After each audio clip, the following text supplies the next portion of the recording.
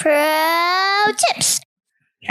And pro tips is, what advice do you have somebody maybe who is either trying to build or buy their very first laundromat? What tips do you have for them? Don't build. Got it. Yeah. Avoid at all costs. Honestly, I think this is such a great resource for people, and I wish I had it when I was, starting out. But chat with some different operators, try to chat with them, maybe some in your town, maybe some not in your town, but I think it's helpful just to get other people's experiences to just get a baseline. And then ultimately, I would say, find a place that has good utilities. I know it's not super sexy, but it's important.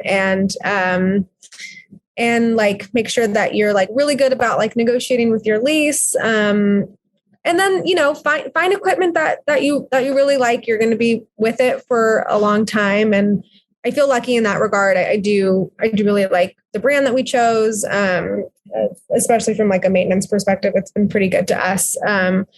But it does take some homework for sure, but I'm sure Jordan or I would be happy to answer questions if anyone needs to. I'm by no means an expert, but I've learned a few things and I'm happy to share that. Dare volunteer me. You Jordan would be thrilled. His phone number is that's funny. I was muted because there's construction and I was like, mute. Oh no, it's okay. I forgot.